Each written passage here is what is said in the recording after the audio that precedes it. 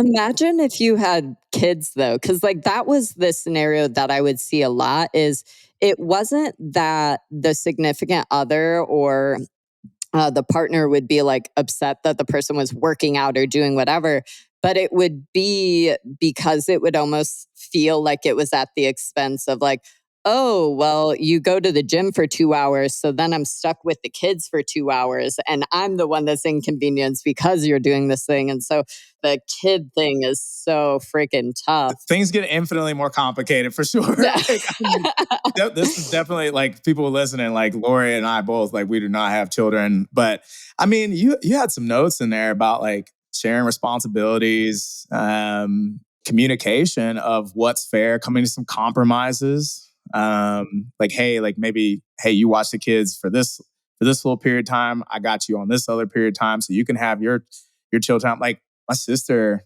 they just had a baby, and she wrote some of the stuff today because today was Father's Day, and Jarrell, her husband, is awesome, and he also was just take the reins and be like, hey, no, like I'll watch the baby, and then you go and take some time, and then she'll reciprocate, right? So I think again, it's like that kind of communication and finding compromise so that everybody can try to be. I mean, you may not have it perfect, but it can work. Yeah, well, it's like you just have to have like a schedule that both partners kind of agree to. So it's like it's not just like, hey, out of the blue, I want to go work out. Fuck you, right?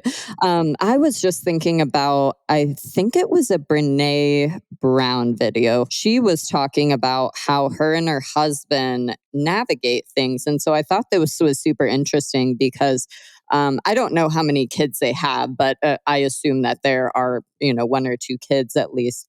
And so it was a video on Instagram. And so she was talking about when both of them get home from work each day, they have a communication system of, hey, right now, I'm at a 20%. Like today was super stressful. And then reversely, maybe the other partner is like, hey, I'm at an 80%. Like I'm actually here.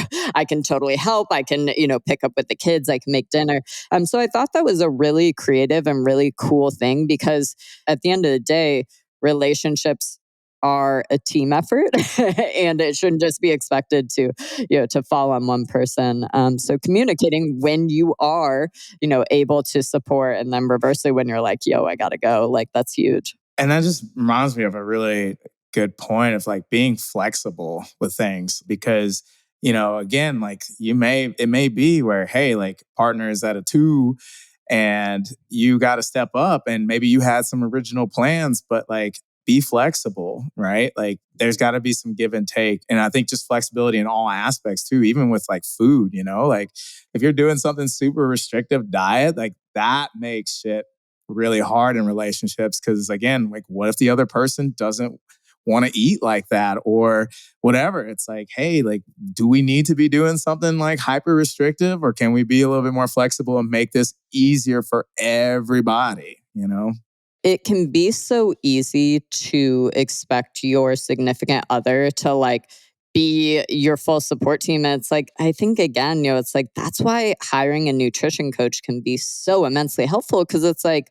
well, hey, then you can go to your partner for these things in life. And then separately, these changes that you're making or these things that you're struggling with, your partner doesn't have to deal with because it can. Yeah. Again, it's like, especially as somebody, that came from eating disorder background, it's like everybody's got their own shit. Don't get me wrong. It's like when you go to your friends to vent about something in life when really, if you went to a therapist, it would be better served because the therapist has the tools, they have the ability to listen, they want to listen.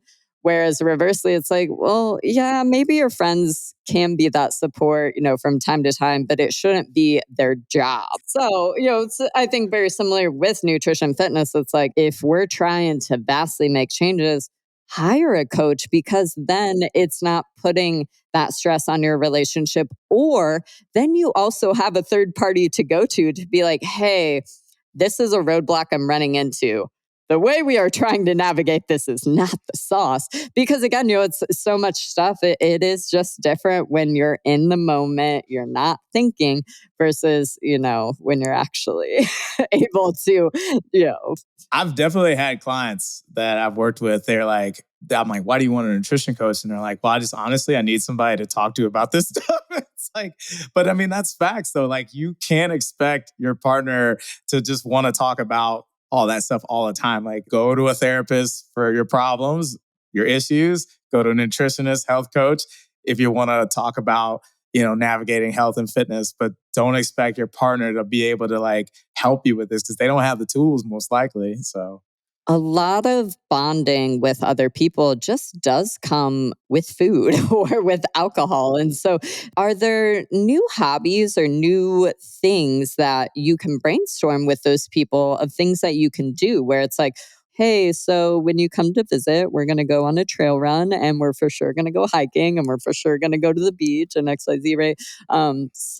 Again, just opening that door for communication of, hey, I know that we used to love going out to dinner. We can still keep doing that. Maybe can you pick the restaurants that you're going to so you have a little bit more control? I think, especially with like friends, that's huge. How do you form new ways of bonding and spending time with those people that aren't just revolving around food or alcohol or stuff like that? I think that's huge too.